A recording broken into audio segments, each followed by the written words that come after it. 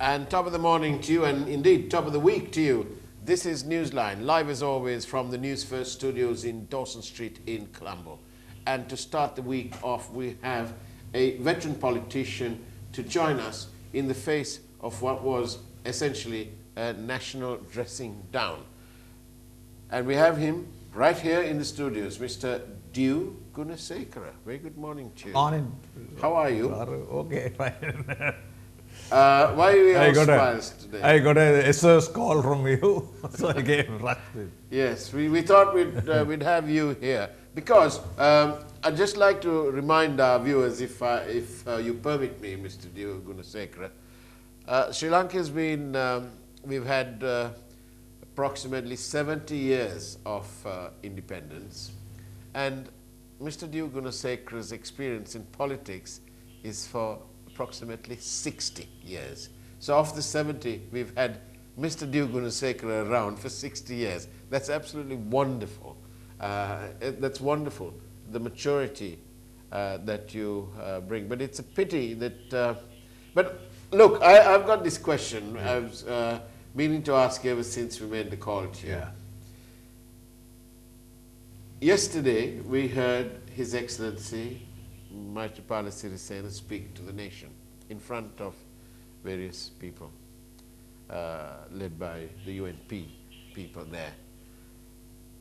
I didn't really notice the others, but I only took notice of what the President said. I was absolutely transfixed.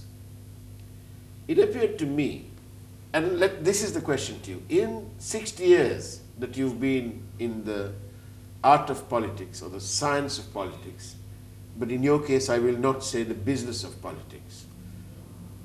Have you ever heard of such a very national dressing down? What is the, I see the law, you know, the 19th Amendment, and the Supreme Court has looked at it with cold neutrality, and they have untangled the various issues. But that's the law, and the law is the law. But what about the delivery? What hope does the people of Sri Lanka have when the President himself is giving us a litany, a report card of the man that he had no other choice but to appoint as the Prime Minister? Mr. Liu? Never have I seen, nor have I heard in history such an unprecedented event as yesterday. The President of the country, the head of the state, yeah, in the presence of his all cabinet colleagues, yeah, and all that matters. And there's an indictment against, although he continued, he reappointed him, yeah, Mr. Ranil Wickremesinghe as Prime Minister, yeah, having sworn in, and he made that statement is a really indictment against the Prime Minister. If I were in this position, I would have immediately resigned and handed it over to Sajith. What about his wife? His wife was there. His wife, Mrs. Wickremesinghe, was there. It's most embarrassing. I don't want to make any comment. Gracious lady. Indeed, absolutely. But shall we listen to the clip? I've got 4 clips this morning. Let me listen to clip number 1. It could be pointed out that I said that even if Ranil Wickremesinghe had the support of 225 MPs in Parliament, I would not appoint him as Prime Minister. That is my political opinion. It remains the same today as well. But respecting parliamentary traditions, I decided that he should be appointed. Well, there you go. So the President says that he is still of the same mind, politically speaking, of course. The law is something else.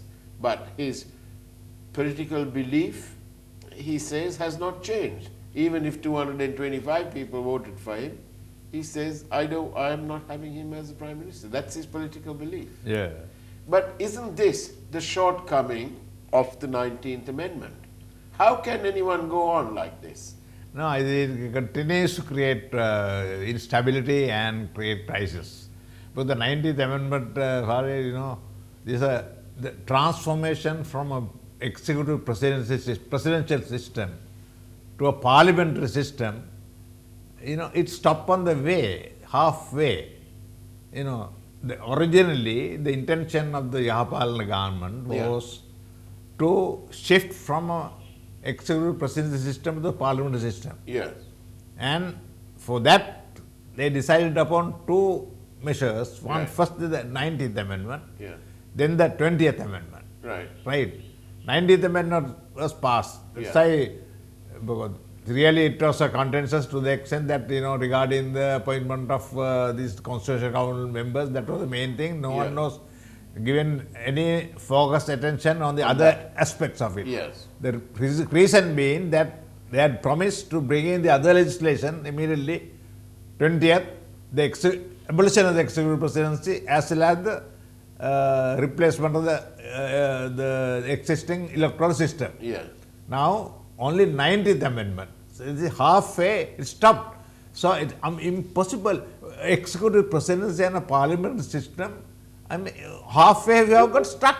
Well, yes, and And- also, you see, the limitations of the 19th Amendment has become very apparent for all to see, because we have got a virtual fixed term, 4.5 years. It means that even if you're, after a year, if you figure out that these people are not delivering, the president can do absolutely zilch about it. I don't know. 19th Amendment, the original bill had a clause that, according to that, president is not the head of the government. Right. It was removed, It was removed. right? And then it replaced again. Now, president continued to be head of the state, head of the government, head of the cabinet, head of the armed forces, and head of the party. Who is that? He didn't have a party. That's the difference between Jayajad and Head. He's the only president who didn't have a party By the he time was, he he was became- installed as president. So that's why Mahinda Rajapaksa came into the existence and gave the party. And gave him the party. So it took time. After that, of course, the party, there was a problem between MR and F. That's the whole trouble. We've got a few more cuts from yesterday's wonderful, superb speech. I call it a superb speech. Let's listen to the second clip. ඒ තුළ මහබැංකු කාර්ය මණ්ඩලය ඔවුන් වැඩ නොකරන තත්ත්වයට අකර්මණ්‍ය තත්ත්වයකට පත් වුණා ඒ ඉතාම දැඩි ලෙස රටේ මේ උණුසුම ඇති වෙච්ච වෙලාවේ. ඒ වෙලාවේ මම තීරණය කළා මහබැංකුවට යන්න. මම මහබැංකුවට යන්න තීරණය කරපු වෙලාවේ ගරු අගමැතිතුමා මම යන බව ආරංචි වෙලා මගේ නිවසට ආවා එදා. ඇවිල්ලා මෙතුමා මගෙන් ඇහුවා මහබැංකුවට යනවාද? මං කිව්වා මම යනවා. මෙතුමා කැමැත්තක් දැක්ුවේ නෑ මහ බැංකුවට යනවට. එතුමා කිව්වා මගේ යටතේ කියන්නේ එතුමාගේ යටතේ මහ බැංකුව තියෙන්නේ කියලා. මං කිව්වා ඔබතුමාගේ යටතේ බව ඇත්ත. නමුත් මම ජනාධිපති නිසා මට යන්න පුළුවන් නේද කියලා මම ගියා. මම යනකොට අගමැතිතුමා සමග අර්ජුන මහේන්ද්‍රත් මහතාත් එතන හිටියා. අර්ජුන මහේන්ද්‍ර මහතා දුන්න බුලත් අත මම තනි අතින් අරගෙන ඔහුගේ මූණ නොබලා මං ඇතුළට ගියේ. From that statement, it looks like the president is a very traditional man. He says that when he went to the central bank, or he's proposing to go to the central bank, Wickremesinghe arrives at his house and asked him if he's going. And he says yes. He says, well, he's not very happy about it. But the president points out, well, I know it's under you, listed under you, but I'm the president. And with that, he goes. And he says, Tani Ataking, that he took the betel leaves with one hand, which, let's explain that to the foreigners who are watching this program. That's an insult. Yeah, that's right. Normally, You take it with both hands. That's the way, the traditional way of receiving. So it shows to me that the president is a very traditional sort of person. And more than that, that statement is really indictment against the Prime Minister. And the central bank came under him and he said, you guys said you didn't want me to come. I'm the head of the state. I can't come to a place where Because earlier in his speech, he's also said about, that he acted as though he was the president. Let's listen to the other clip because it's equally important. Even today, I called up the governor of the central bank and asked him if the forensic audit, which was one of the main recommendations made by the Presidential Commission of Inquiry into the bond scam, had been prepared. This has not been done to date. Economic experts told me that the money of the people that was robbed through the central bank bond scams that have been happening over a certain period of time exceeded 1,000 billion. ඒකට ආර්ථික විශේෂඥයින් මට පහුගිය සතියේත් මේ ගැන සාකච්ඡාවදී කිව්වා ජනාධිපතිතුමා අවුරුදු ගණනාවක් තුල මේ සිදුවී ඇති මහා දූෂිත මංකොල්ලේ බැංකු මංකොල්ලේ ජනතාවගේ මුදල් මංකොල්ලය බිලියන් 1000කට එහා කිව්වා. In this issue, clearly, Honorable Ranil Wickremesinghe knows that I posed a major objection against the appointment of Arjuna Mahendran as the governor of the central bank. But I wanted to show gratitude after about a week of my appointment as president, and as I did not want any dispute with Ranil Wickremesinghe, given his strong suggestion, I appointed Arjuna Mahendran. කළගුණ සලකන කෙනෙක් විදියට කළගුණ දන්නා කෙනෙක් විදියට රනිල් වික්‍රමසිංහ මහත්මයා සමග මට කිසිදු ගැටුමක් අවශ්‍ය නැති නිසා එතුමාගේ දැඩි ඉල්ලීමට මම Arjuna Mahendra. But it was during the tenure of Arjuna Mahendran that these incidents unfolded and caused a stir in the country. When looking back at the history of the incident, Arjuna Mahendran is still not to be found. There was no proper program initiated by the government to apprehend him. Arjuna Mahendra මහතා අදත් නැහැ. ඔහු අල්ලා ගැනීම පිළිබඳව වැඩපිළිවෙලක් හරියට රජයේ ක්‍රියාත්මක වුණේ නැහැ. And it's all fact. you exposed the whole... As you know, you're the man who heard the first COPE report, the chairman of the first COPE. on the 50th day On the 50th of the day. Yaparana government. Is it fair to say that the bond scam was the catalyst of the downfall of That's this right. national government? Yes, correct. You are correct. A national government fell because of the bond scam, and the national Parliament got dissolved. Parliament was dissolved. Nobody talked about that then, Yeah. Mr. D. Yeah. But then that was before the 19th Yeah. Amendment. And as a result of resolution, the 20th Amendment did not come. Yes. So As a result of the bond scam. Yeah. And the instability continued, and it will continue to operate under the circumstances. So this is what I mean about the shortcomings of the 19th Amendment. Nobody can carry on like this. No. Because we are fixed for 4.5 years. Even we know that they are not delivering. After the next election, it will be a Hanga parliament under the existing electoral system. Well, let's go for a short break, Mr. D. Gunasekara. Don't go away because this, after all, this is Newsline, and we've got several more interesting things to come your way.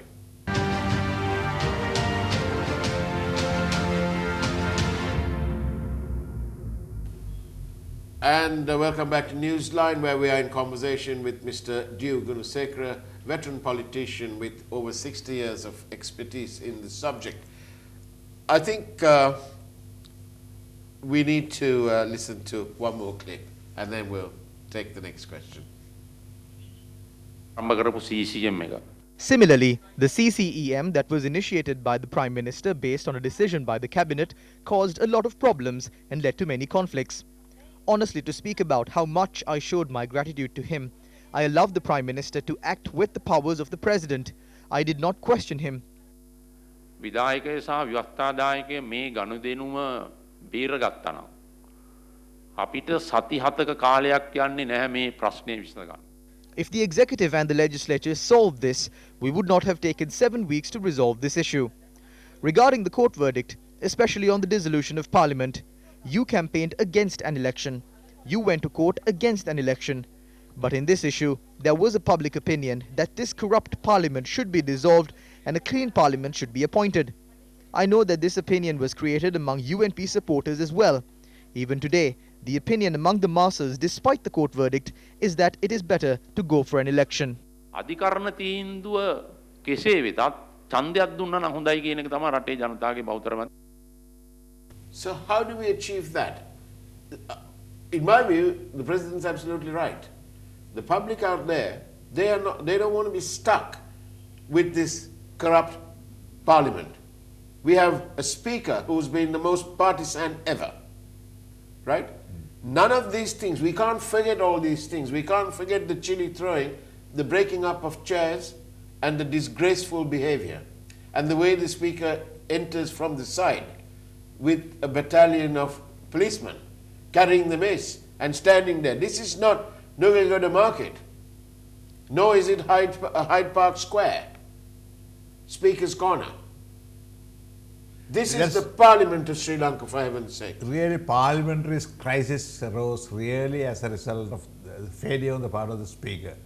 No, if this resolution, which was passed, 117, that resolution, in ordinary way, in terms of the standing orders, he would have got that passed and nothing would happen. There wouldn't have been a crisis at all. In my view, the crisis was created for a different purpose because the Prime Minister already, he was occupying by forcibly the temple trees in order to help him and also in order to internationalize the issue that this parliamentary crisis was created, not for anything else. The same thing would have achieved under normal circumstances. You bring the non-confidence motion, place it on order paper, get the vote and say mind the will go, and it will come. It would happen. Yeah. Without creating all this fuss. Yeah. It was created particularly for the external consumption, international consumption. That's what it is. Yeah. There's no other reason. And also to allow the Prime Minister to keep him occupying the temple trees. There's no other reason. Would you support a move from somebody somewhere, wherever, to fine-tune the 19th Amendment? Because obviously there are clear drawbacks, like what the President is saying. The law is the law. We know that. And it's been proven that even the President is not above the law. No, that clause, head of the state is to be the head of the government, it was removed later. Yeah. I don't know, maybe that on the insistence of the President it would have been removed. Yeah. If it had been there intact, the crisis would have been taken worse version. Because then head of the government will be the Ranil Wickremesinghe. Well, in that case, if that was their intention, then the first executive prime minister, if you like, should have been the man who got all the votes. Maithripala Sirisena. That's right. What happened was that, this is the whole trouble is the executive presidency and the parliamentary system, it can't go together. You have to transform it into the complete. It stop on the halfway, that's the reason. What do we have in the next 1 year? Next 1 year, continued instability, continued infighting, continued corruption, continued clash on policies. Yeah. Right? I think so. We'll have to coexist with corruption, coexist with instability for the next 1 year. I don't see it. But as Barack Obama said, let's hear the clip yet again because it's so important. But the law is the law. But the law is the law. And no one person is above the law, not even the president.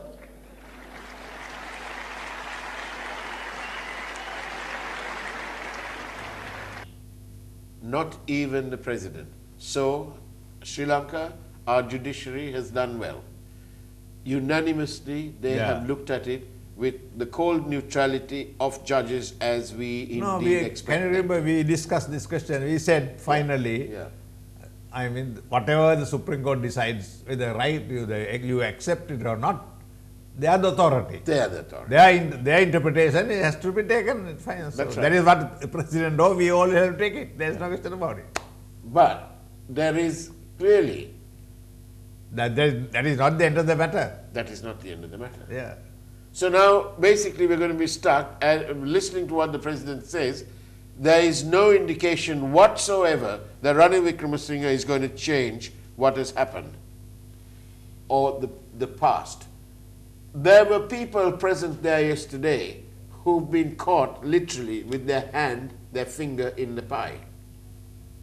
And Mr. D.E.W. Gunasekara, tell me, is the law for everything else to uphold the 19th and so on?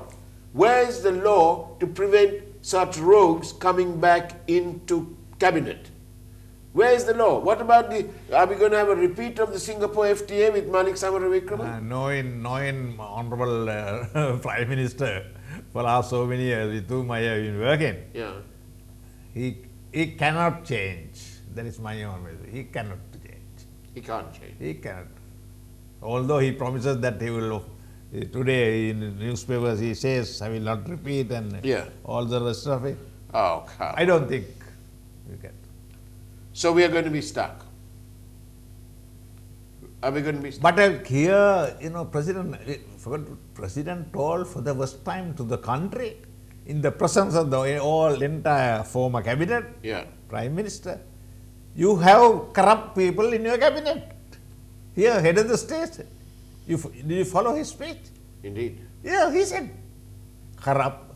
Dushatha ඇමතිවරු ඉන්නවා ඔබතුමාගේ මේකේ. All those people are there. That's what I mean. So, are we, today or tomorrow, we're going to have Next 2 days, we see those corrupt fellows will be reappointed. And that will be the proof of the pudding in what Ranil Wickremesinghe says, elected to office for the 5th time, pledges economic stability and development. Let's see who he chooses to do that. That's right. Who is going to be the finance minister? I'm just watching. Yeah, so am I. I'm just watching whether Ravi Karuණානායක is staging a comeback. But we had Tilak Marapana brought back in as well. And I have a good recommendation. Put that Eran Wickremesinghe, he will be a good finance minister. Oh, I'm not so sure about that. I don't think so. I don't think so, because Eran Wickremesinghe thinks that all the bond scam, according to the world of Eran Wickremesinghe, he's in some other netherworld. He says that the bond scam, the media have been partial in reporting about the bond scam. What complete tosh! Until that moment, I had a lot of respect for Eran Wickremesinghe. But I'm sorry, but if not for the media, and if not for the fact that Newsfirst, Team Newsfirst, spent our chairman's money on covering this event, and it costs money. Airtime is about money. We have spent hours and hours and hours covering this thing. Not to be told by Eran Wickremesinghe that the media have been partial. What complete rubbish. Other channels have reported it as well. No, if not for the media, nothing would happen. Absolutely. I quite agree, and I'm a firm believer in that. Yeah. And if they can't take it, it's tough because, guess what? Just like we, the people, are stuck with this parliament for at least another year, they are going to be stuck with Team News First. Because come what may, no matter what, I assure you, Mr. D.E.W. Gunasekara, we are not going to forget corruption. Because at the end of the day, it is the people's monies that are at stake. It's become today is become a world phenomenon. Really, corruption is one of the main things that is like international terrorism. Indeed. The international corruption. So we are also in the same. We are in the same boat. The messages keep coming in. Please send your messages in. 0772 300 305. Here's one here. If R.W. and his foreign backers thought that they had created a paper tiger, they have to their surprise found that the tiger has teeth. Well, I find a lot of sense in that. Eran Wickremesinghe was a nationalist MP. I'm not really interested about that because, if somebody thinks that we're talking rubbish, well, they've got something else coming. The people who think that the bond scam is nothing but some perverse plan hatched by the media are completely cuckoo. Completely cuckoo. Why is it that the people, the so-called urban elite, why do they think that this bond scam, why do they have so much sympathy for the Wickremesinghe party for this thing? Why? No, not the, I don't say the urban elite as such. Yeah. Among the elites are there the finance capital people there. Yeah. This new elite is that Oh, the finance capital. finance, those are the people who are worried. Those are not the ordinary people. They may not say, even the UNPS, they admit that this is for, but they may not come out openly. Yeah. But the people who come out openly are really the fellows that belong to that elite, that finance capital. Who pumped and dumped their way Yeah. to billionaire plus status, who pumped and dumped their way, and who thought nothing of selling a waiting buyer in the form of the EPF funds.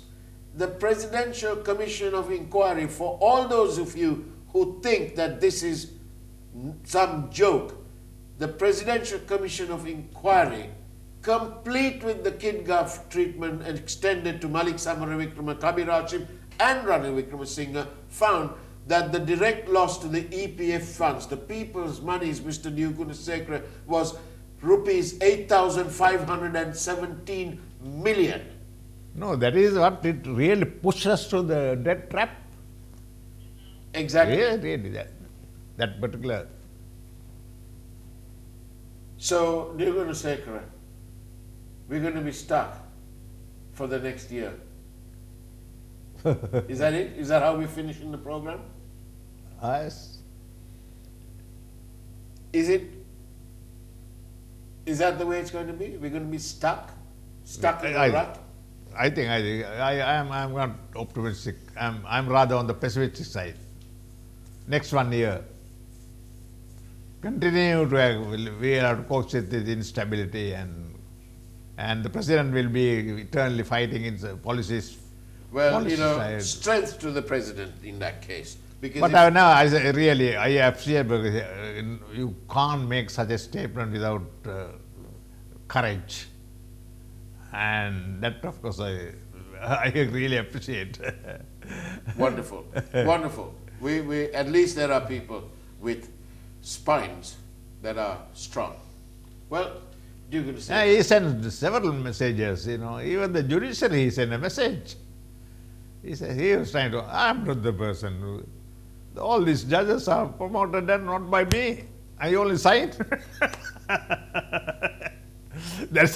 And judges are accusing me for not taking seniority into consideration. He says, I'm not the person. I recommended, but this is another exposure. Well, I just want to say this to you. Ladies and gentlemen, News First is called the People's Channel.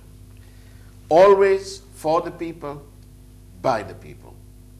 And believe you me, there's no other way that our chairman, his board, and everyone at Team News First will have it. That is the only way. Always for the people, by the people. Dear Gunasekara, on behalf of the people, thank you ever so much for coming here and taking your time. Happy Christmas, Happy New Year. Indeed. In this sea of troubled times, that would be a good thought. A very happy Christmas and a happy New Year to you too, Mr. Gunasekara.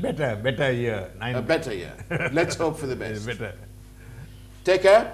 That's the way it was. And God bless.